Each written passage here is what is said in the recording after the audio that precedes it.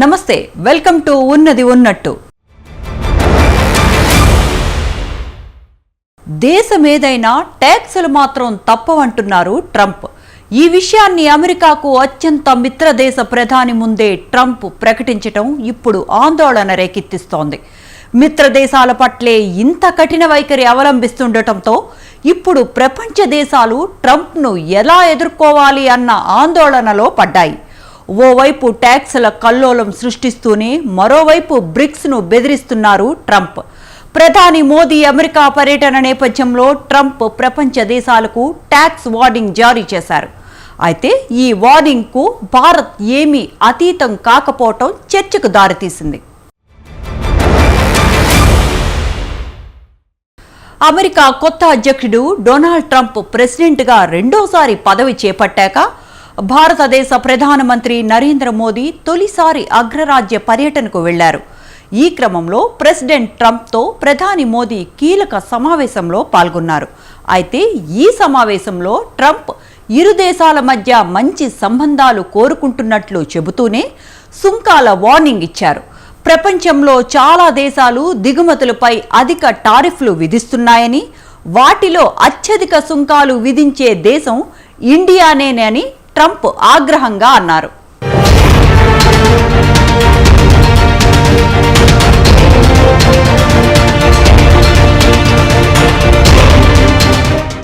భారత ప్రధాని నరేంద్ర మోదీని గొప్ప మిత్రుడిగా అభివర్ణించిన, ఆత్మీయ ఆలింగనాలు, సుదీర్ఘ కరచాలనాలతో ఆహ్వానించిన సుంకాల విషయంలో మాత్రం తగ్గేదే లేదని అమెరికా అధ్యక్షుడు డొనాల్డ్ ట్రంప్ తేల్చి చెప్పేశారు.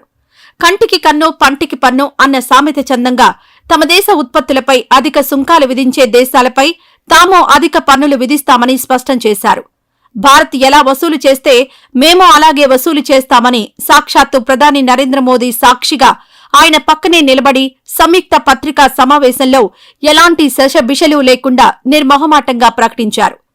తనకన్నా మోదీనే మెరుగైన బేరగాడని వ్యాఖ్యానించారు. త్వరలోనే భారీ వాణిజ్య ఒప్పందాన్ని కుదుర్చుకునేందుకు రెండు దేశాలు ఎదురుచూస్తున్నాయన్న ట్రంప్ అమెరికాకు చెందిన కొన్ని ఉత్పత్తులపై భారత్ విధిస్తున్న సుంకాలు అన్యాయంగా ఉన్నాయని వ్యాఖ్యానించారు. As we deepen our defense partnership, will also strengthen our economic ties and bring greater fairness and reciprocity to our trading relationship. As a signal of good faith, Prime Minister Modi recently announced the reductions to India's unfair, very strong tariffs that limit U.S. access into the Indian market very strongly, and really it's a big problem, I must say. India imposes a 30 to 40 to 60 and even 70% tariff on so many of the goods, and in some cases far more than that. And as an example, a 70% tariff on U.S. cars going into India, which makes it pretty much impossible to sell those cars. Today, the U.S. Trade deficit with India is almost $100 billion, and Prime Minister Modi and I have agreed that we'll begin negotiations to address the long-running disparities that should have been taken care of over the last 4 years, but they didn't do that, in the U.S.-India trading relationship, with the goal of signing an agreement. And we want, we want a certain level playing field, which we really think we're entitled to, and he does also, in fairness. So. ప్రధాని Modi president Trump భేటీకి కొన్ని గంటల ముందు Trump సుంకాల కొరడా జలిపించారు. America ఉత్పత్తులపై దిగుమతి సుంకాలు విధించే అన్ని దేశాలపై ప్రతీకార సుంకాలు తప్పకుండా విధిస్తామని ప్రకటించారు. ట్రంప్ విధించిన ప్రతి సుంకాల ప్రభావం అభివృద్ధి చెందుతున్న దేశాలైన భారత్, బ్రెజిల్, వియత్నాంతో పాటు తూర్పు ఆసియా, ఆఫ్రికా దేశాలపై పడనుంది. ఈ మేరకు అమెరికా అధికారులకు ప్రతీకార సుంకాలు విధించేందుకు పూర్తి అధికారాలిస్తూ ట్రంప్ ఒక మెమరాండంపై సంతకం చేశారు. ప్రస్తుతం భారత్ నుంచి దిగుమతి చేసుకునే వస్తువులపై అమెరికా సగటున 3% సుంకాలను విధిస్తోంది. భారత్ 9.5% సుంకాలను విధిస్తోంది. దీనిపైనే ట్రంప్ ఆగ్రహం వ్యక్తం చేశారు. And prices could go up somewhat short term, but prices will also go down.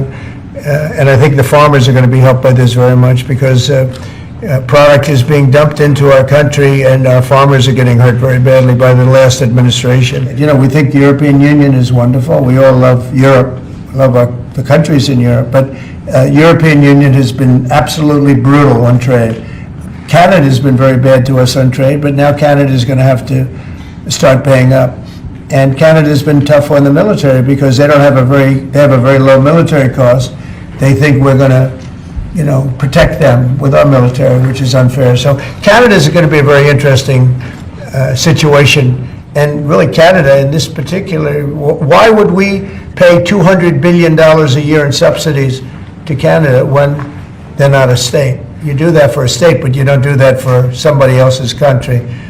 So I think Canada is going to be a very serious contender to be our 51st state. It's a beautiful, simple system, and we don't have to worry about, we're charging too much or too little. But traditionally, India is right at the top of the pack, pretty much. There are a couple of smaller countries that are actually more, but India is a they charge tremendous tariff. ద్వైపాక్షిక వాణిజ్యాన్ని 2030 నాటికి $50,000 కోట్ల పెంచాలని America, Bharat నిర్ణయించిన నేపథ్యంలో ఆ భారీ నిర్ణయం భారత్పై ఎటువంటి ప్రభావం చూపనుంది అన్నది ఇప్పుడు $1 మిలియన్ ప్రశ్నగా మారింది. ఈ నిర్ణయం అనుకూలమా, ప్రతికూలమా అనే అంశంపై పలు విశ్లేషణలు వెలువడుతున్నాయి. 2023లో సరుకులు, సేవలకు సంబంధించి అమెరికా, భారత్ ద్వైపాక్షిక వాణిజ్యం $19,008 కోట్ల నమోదైంది. దీంట్లో సరుకుల వాటా $12,389 కోట్ల కాగా సేవల వాటా $6,619 కోట్ల. ఆ ఏడాది అమెరికాకు భారత్ నుంచి ఎగుమతైన సరుకుల విలువ $8,377 కోట్ల, దిగుమతుల విలువ $4,012 కోట్ల. సేవల విషయానికొస్తే ఎగుమతుల విలువ $3,633 కోట్ల, దిగుమతులు $2,986 కోట్ల. సరుకులైనా, సేవలైనా భారత్ నుంచి అమెరికాకు ఎగుమతులే ఎక్కువగా ఉన్నాయి, దిగుమతులు తక్కువ. ఇది భారత్కు అనుకూలమైన పరిస్థితి. గత ఏడాది కూడా ఇదే పరిస్థితి పునరావృతమైంది. ఇరు దేశాల వాణిజ్యం $13,000 కోట్ల పెరగ్గా $4,500 కోట్ల మేర భారత్కే అనుకూలంగా వాణిజ్య లోటు ఉంది. అయితే ప్రస్తుతం ఈ పరిస్థితి మారే సూచనలు కనిపిస్తున్నాయి.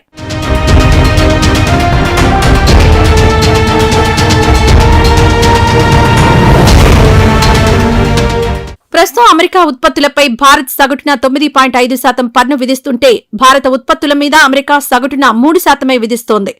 అంటే దాదాపు 6.5% పన్ను భారత్ అధికంగా విధిస్తోంది. పరస్పర పన్ను విధానం అమల్లోకొస్తే ఇకపై ఈ రెండూ సమానమవుతాయి.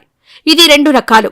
భారత ఉత్పత్తుల మీద అమెరికా పన్ను భారం పెరగవచ్చు, అమెరికా ఉత్పత్తుల మీద భారత్ సుంకాలు తగ్గవచ్చు. దీని ప్రభావం భారత్కు చెందిన ఆటోమొబైల్, టెక్స్టైల్ పరిశ్రమల మీద తీవ్రంగా ఉంటుందని మార్కెట్ నిపుణులు అంచనా వేస్తున్నారు. ఉదాహరణకు అమెరికా ఆటోమొబైల్స్ మీద వాటి ఇంజన్ సామర్థ్యం, విడిభాగాల లేక పూర్తి వాహనమా అన్న ప్రాతిపదికల ఆధారంగా భారత్ 205% నుంచి 50% వరకు పన్ను విధిస్తోంది. అమెరికాలో తయారయ్యే హార్లీ డేవిడ్సన్ బైకుల మీద భారత్ భారీ స్థాయిలో పన్ను వేస్తోన్న అంశాన్ని ట్రంప్ గతంలో కూడా ఓసారి లేవనెత్తారు. కేంద్ర ఆర్థిక మంత్రి నిర్మలా సీతారామన్ ఇటీవల ప్రవేశపెట్టిన బడ్జెట్లో విదేశాల నుంచి దిగుమతయ్యే ప్రీమియం బైకుల మీద సుంకాలను కొంత తగ్గించారు. పరస్పర పన్ను విధానం అమలైతే అమెరికా వాహన రంగం దిగుమతుల మీద పన్నును భారత్ మరింత తగ్గించాల్సి ఉంటుంది. రక్షణ, ఇంధన రంగాల్లో కూడా ఇదే పరిస్థితి ఉంది.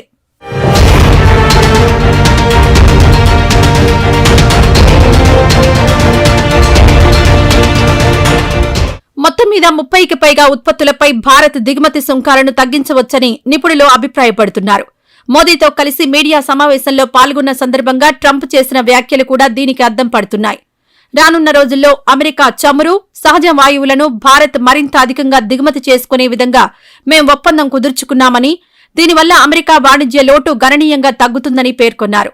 ప్రస్తుతం ఇరు దేశాల మధ్య కుదిరిన వాణిజ్య ఒప్పందం, ట్రంప్ చెబుతున్న పరస్పర పన్నుల నేపథ్యంలో అమెరికా కూడా భారత ఉత్పత్తులపై సుంకాలను పెంచే అవకాశం కనిపిస్తోంది. ముఖ్యంగా భారత్ నుంచి తమ దేశానికి ఎగుమతయ్యే టెక్స్టైల్స్, ఔషధాలు, ముత్యాలు, ఆభరణాలు, స్టీల్, అల్యూమినియం ఉత్పత్తుల మీద అమెరికా సుంకాలు పెంచే అవకాశం ఉంది. మొత్తంగా మోడీ విదేశీ పర్యటనతో భారత్ కంటే అమెరికాకే ఆర్థికంగా ఎక్కువ మేలు జరిగిందని విశ్లేషకులు అంటున్నారు. పన్నుల అంశంపై అమెరికా తమ విధానాన్ని మోడీ ముందు ఉంచిందని, అందుకు ప్రతిగా మోడీ అమెరికా నుంచి భారత్కు ప్రతిఫలం తీసుకురావడంలో విఫలమయ్యారని అంటున్నారు.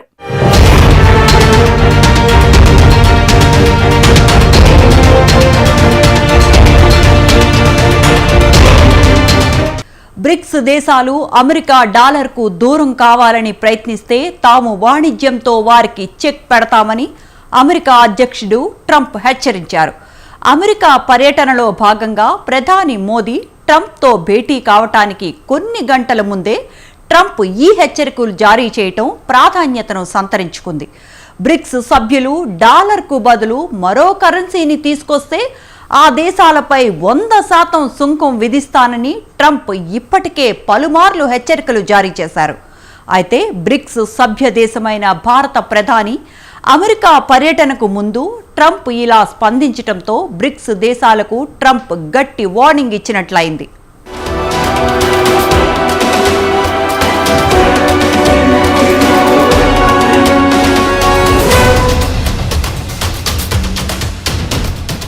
బ్రిక్స్ దేశాలపై ట్రంప్ మరోసారి అక్కసు వెళ్లగక్కారు. అంతర్జాతీయ మార్కెట్లో అమెరికా డాలర్ ఆధిపత్యాన్ని తగ్గించడానికి ప్రత్యామ్నాయంగా ఉమ్మడి కరెన్సీని తీసుకొచ్చేందుకు బ్రిక్స్ కూటమి దేశాలు ప్రయత్నిస్తూ ఉండడమే ట్రంప్ ఉక్రోషానికి కారణం. బ్రిక్స్ కూటమిలో భారత్ సభ్య దేశం.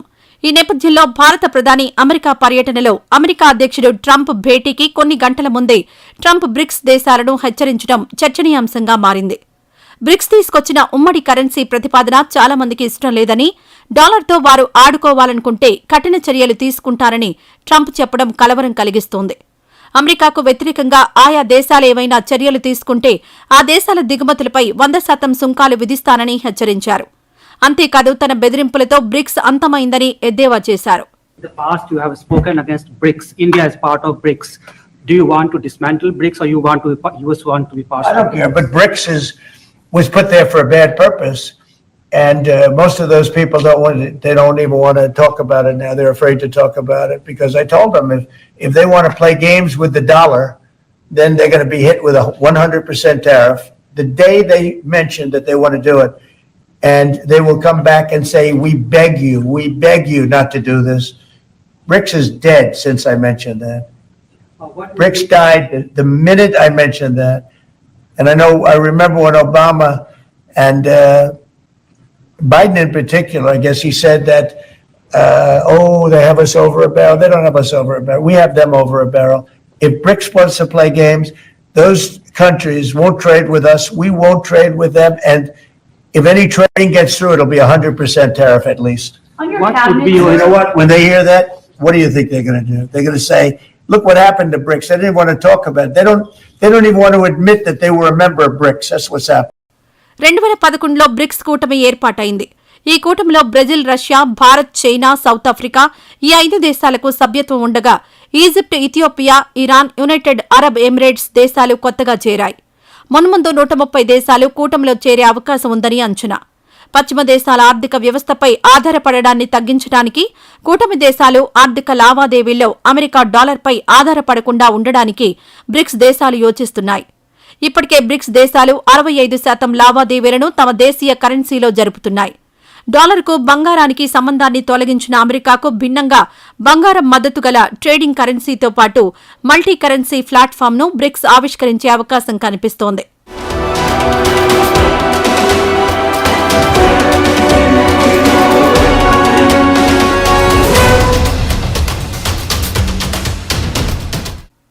అమెరికా డాలర్పై ఆధారపడడాన్ని తగ్గించుకోవడానికి ఉమ్మడి కరెన్సీ ప్రతిపాదనను బ్రెజిల్ అధ్యక్షుడు లులా డా సిల్వా 2023లో తెరపైకి తెచ్చారు.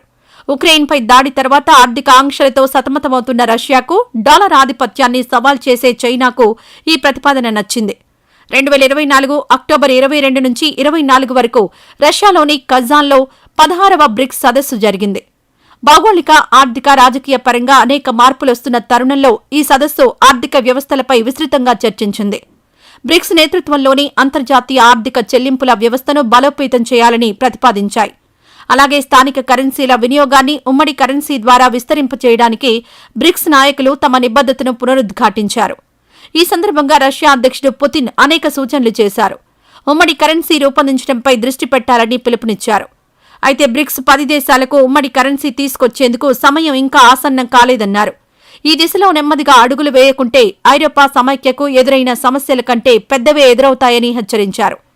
ప్రస్తుతం కూటమిలో దేశాలు డిజిటల్ కరెన్సీని వాడుకునేందుకు భారత్తో కలిసి రష్యా పనిచేస్తోందని చెప్పారు. సభ్య దేశాలు కొత్త ఆర్థిక సాధనాలు వినియోగించుకోవాలని, సెంట్రల్ బ్యాంకులతో ఆయా దేశాలకు సంబంధాలు ఏర్పడాలని సూచించారు. డాలర్ వాడకం సరైందేనా అన్న ఆలోచనలో యావత్ ప్రపంచం ఉందని, అందుకే చెల్లింపుల్లో, రిజర్వుల్లో డాలర్ పరిమాణం తగ్గుతోందని ఉదహరించారు. అమెరికా మిత్రదేశాలు కూడా డాలర్ నిల్వల్ని తగ్గించుకుంటున్నాయని స్పష్టం చేశారు. 10 years they received approximately $10 trillion just like that from heaven for the facts of use. The dollar as the world's reserve currency, well, it's on bets on placements in their banks there and so on. 10 trillion is decent. Very much it means that they consume more than they produce. This is a very important thing. That is, in fact, the United States, at the expense of the dollar, continues to exploit other economies of the world in its favor. Few people think about it, but it is a fact. And on that part, I agree with you. It's one now too. You said that. The son of President-elect Trump has threatened that those who do not use the dollar, he will impose sanctions against them there and increase tariffs. As far as I know, he didn't say that. I understand that everything that has to do with the United States causes a certain reaction in us. ఈ కూటమి దేశాల అభిప్రాయాలను పరిశీలిస్తే America dollar చెలామణిపై ఎంత నిరాసక్తితో ఉన్నాయో తెలుస్తోంది. ఈ పరిస్థితులన్నింటినీ మొదటి నుంచి గమనిస్తున్న అమెరికా అధ్యక్షుడు ట్రంప్ తాను దేశాధ్యక్షునిగా బాధ్యతలు చేపట్టక ముందు నుంచి బ్రిక్స్ దేశాల ప్రయత్నాలను తూర్పారబడుతున్నారు. గత డిసెంబర్లో కూడా ఆయన బ్రిక్స్ దేశాల ప్రయత్నాలను ఖండించారు. బ్రిక్స్ దేశాలపై గురిపెట్టారు. మీరు అమెరికాకు రావచ్చు పోవచ్చు, కానీ విదేశీ మారకం మాత్రం డాలర్లలోనే ఉండాలని, అమెరికాలో ఎగుమతులు దిగుమతులు లావాదేవీలు మాత్రం పక్కాగా డాలర్లలోనే జరగాలని కుండబద్దలు కొట్టినట్టు స్పష్టం చేశారు. అలా కూడదంటే 100% సుంకం తప్పదంటూ హెచ్చరించారు.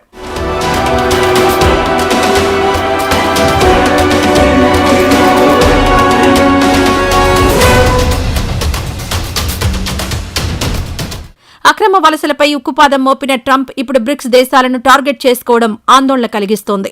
అలాగే అత్యధిక సుంకాల విధింపుతో ప్రపంచ వాణిజ్యం కకావికలమవుతోంది. ఇతర దేశాలు తమ దిగుమతులపై అధిక పన్నులు విధిస్తే తాము కూడా ఆ దేశాలపై అదే స్థాయిలో సుంకాలు విధిస్తామని ప్రతీకార సుంకాల విధానంతో భయపెడుతున్నారు.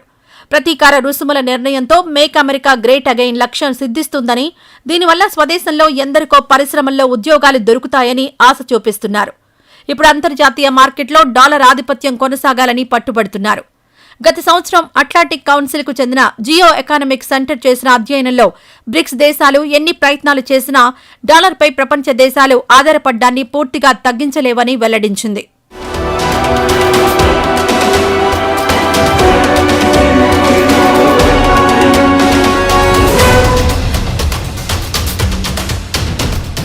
ఈ నేపథ్యంలో బ్రిక్స్ సభ్యులు డాలర్కు బదులు మరో కరెన్సీని తీసుకొస్తే ఆ దేశాలపై 100% సుంకం విధిస్తారని ట్రంప్ ఇప్పటికే చేసిన హెచ్చరికలు తక్షణం అమలు కాక తప్పదు. ఈ విషయంలో బ్రిక్స్ సభ్యదేశమైన భారత్కు కూడా ఎలాంటి మినహాయింపు ఉండదు. భారత ప్రధాని మోడీ అమెరికా పర్యటనకు కొన్ని గంటల ముందే ట్రంప్ బ్రిక్ను టార్గెట్ చేసి గట్టి సందేశాన్ని పంపారని విశ్లేషకులంటున్నారు. $1 చేస్తే సుంకాలు తప్పవన్న ట్రంప్ హెచ్చరికలతో బ్రిక్స్ సభ్యదేశాలు ఎలా వ్యవహరిస్తాయో చూడాలి. ఒక అత్యాధునిక ఆయుధాన్ని ఒక దేశం మరో దేశానికి అమ్మాలంటే అది ఒక ప్రకటనతో అయ్యేది కాదు. మొదటి దేశం తన ఆయుధాన్ని అమ్మటానికి సిద్ధంగా ఉండాలి. రెండో దేశం దానిని కొనటానికి సిద్ధంగా ఉండాలి. అంతేకాదు అంతర్జాతీయ పరిస్థితులు, టెక్నాలజీలో వచ్చే మార్పులు ఇవన్నీ అందుకు అనుకూలించాలి. F-35 యుద్ధ విమానాన్ని భారత్కు అమ్ముతామని అమెరికా అధ్యక్షుడు డొనాల్డ్ ట్రంప్ ప్రకటించినప్పటికీ అది వాస్తవ రూపం దాల్చే విషయంలో ఎన్నో అనుమానాలు, అవాంతరాలు ఉన్నాయి. వాటన్నిటినీ పరిశీలిస్తే F-35 కొనుగోలు ఒప్పందం జరగటానికంటే జరగకపోవటానికే ఎక్కువ అవకాశాలు ఉన్నట్లు కనిపిస్తోంది.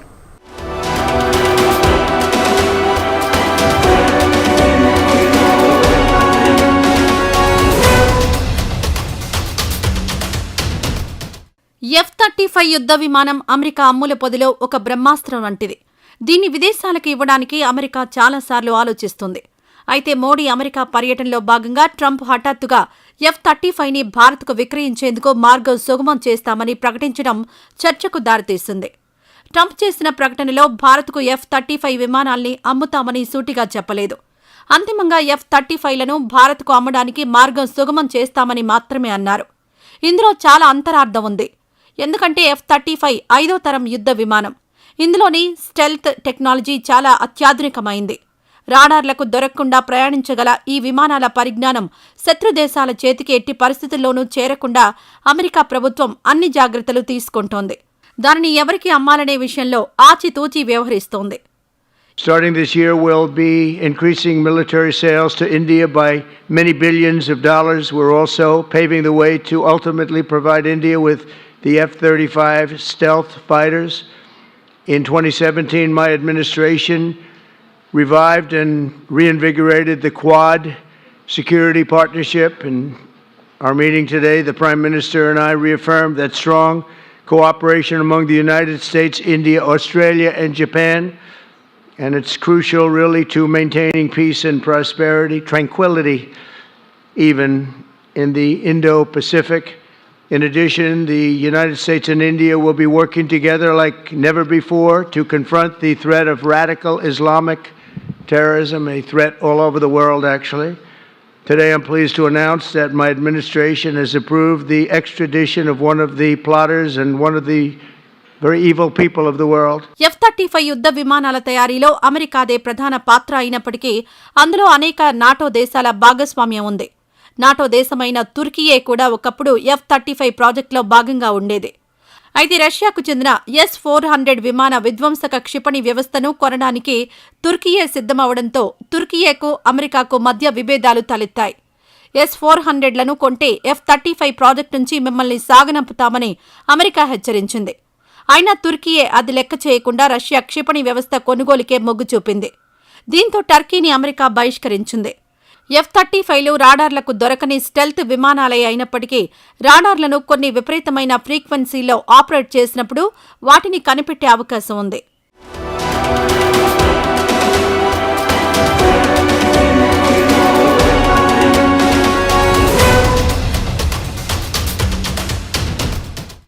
ఒకే దేశం వద్ద F-35 విమానం S-400 రాడార్లున్నప్పుడు ఏ ఫ్రీక్వెన్సీల్లో దానిని కనిపెట్టవచ్చనే ప్రయోగాలు ఇబ్బడి ముబ్బడిగా చేసే అవకాశాలుంటాయి. తద్వారా F-35కు సంబంధించిన బలహీనతలేమిటనే సమాచారం బయటపడి అది అంతిమంగా రష్యా చేతికి చేరే ప్రమాదం ఉంటుంది. అందువల్లనే టర్కీ విషయంలో అమెరికా అంత కఠినంగా వ్యవహరించింది. ఇప్పుడు భారత్ విషయంలో కూడా అమెరికా ఇదే ప్రశ్నను ఎదుర్కోబోతోంది. రష్యా నుంచి 5 S-400 క్షిపణి వ్యవస్థల్ని కొనడానికి భారత్ 2018లోనే ఒప్పందం కుదుర్చుకుంది. వీటిని కొనవద్దని అప్పట్లోనే అమెరికా చాలా ఒత్తిడి తెచ్చినా భారత్ పట్టించుకోకుండా రష్యాతో ఒప్పందం చేసుకుంది. 3 రష్యన్ S-400 వ్యవస్థలు ఇప్పటికే భారత్కు అందాయి. మరో 2 వ్యవస్థలు 2026లోగా డెలివరీ కానున్నాయి. ఈ పరిస్థితిలో భారత్కు F-35 విమానాల్ని అమెరికా ఎలా అమ్మగలదు అనేది చాలా పెద్ద ప్రశ్న. భారత్ S-400 ఒప్పందాన్ని రద్దు చేసుకోవాలని, తన వద్ద ఇప్పటికే ఉన్న 3 వ్యవస్థల్ని వేరే దేశానికి అమ్మేయాలని అమెరికా షరతు విధించే అవకాశాలు లేకపోలేదు. F-35లను అంతిమంగా భారత్కు అమ్మడానికి మార్గం సుగమం చేస్తామన్న ట్రంప్ మాటల్లో మతలబు ఇదే అయ్యుండొచ్చనే అనుమానాలున్నాయి.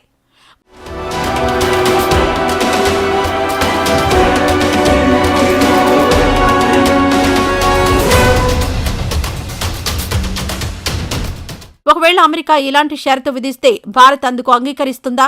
రష్యాతో దీర్ఘకాలంగా ఎంతో బలమైన రక్షణ సంబంధాలు ఉన్న భారత్ మీ క్షిపణి వ్యవస్థలు మాకొద్దు, మీతో ఒప్పందం రద్దు చేసుకుంటున్నామని రష్యాకు తెగేసి చెప్పి అమెరికన్ విమానాల్ని కొంటుందా అంటే ఇది జరిగే అవకాశాలు చాలా చాలా తక్కువేనని చెప్పొచ్చు. భారత వాయుసేన తన చరిత్రలో ఇంతవరకు ఒక్క అమెరికన్ యుద్ధ విమానాన్ని కూడా కొనలేదు. హెలికాప్టర్లు, రవాణా విమానాలు మాత్రమే కొనుగోలు చేసింది. ఎందుకంటే అమెరికా తన ఆయుధాలను నాటోయేతర దేశాలకు అమ్మేటప్పుడు చాలా ఆంక్షలు విధిస్తూ ఉంటుంది. అంతేకాకుండా తన సాంకేతిక పరిజ్ఞానాన్ని ఇతర దేశాలతో పంచుకోవడానికి ఎంతమాత్రం ఇష్టపడదు. అందువల్లనే భారత్ అమెరికా ఆయుధాల కొనుగోలు విషయంలో ఆచితూచి వ్యవహరిస్తూ ఉంటుంది. ఒకవేళ అమెరికా భారత్కు F-35లను అమ్మజూపిన అనేక సాంకేతిక పరమైన ఆంక్షలు పెడుతుంది. వాటి వినియోగం విషయంలో కూడా షరతులు పెట్టే అవకాశం ఉంది. అందువల్ల అమెరికా ఇస్తామన్న F-35ల కొనుగోలుకు భారత్ సిద్ధపడుతుందా అనేది అనుమానమే. అది రష్యాతో S-400 ఒప్పందాన్ని తెగదెంపులు చేసుకుని వీటిని కొనుగోలు చేస్తుందా అంటే ఖచ్చితంగా కొనదనే చెప్పాలి. కానీ ట్రంప్ నేరుగా ఆఫర్ చేయడంతో ఈ విషయంలో కొంతమేర కదలిక ఏర్పడి ఒక స్థాయి వరకు చర్చలు జరిగే అవకాశం మాత్రం ఉంది. ఆ చర్చలు ఫలప్రదమయ్యే స్థాయికి వెళ్తే మాత్రం అది నిజంగా అద్భుతమే.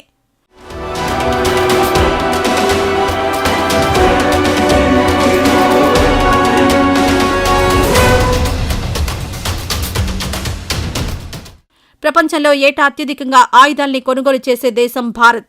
అయితే ఇటీవల విదేశీ కొనుగోళ్లు తగ్గించి స్వదేశీ విమానాల అభివృద్ధిపై భారత్ దృష్టి సారించింది. కానీ 5వ తరం స్టెల్త్ యుద్ధ విమానాల తయారీ విషయంలో మన దేశం వెనుకబడింది. ఆ లోటును పూడ్చుకోవడం కోసం విదేశాల నుంచి వాటి కొనుగోలుపై ప్రభుత్వం దృష్టి పెట్టబోతోందనే వార్తలు ఇటీవల వస్తున్నాయి. ఈ నేపథ్యంలో భారత్ రష్యా వైపు వెళ్లకుండా తమ వైపు ఆకర్షించేందుకే ట్రంప్ ఈ ప్రకటన చేసి ఉండవచ్చనే అభిప్రాయం రక్షణ నిపుణుల్లో వ్యక్తమవుతోంది.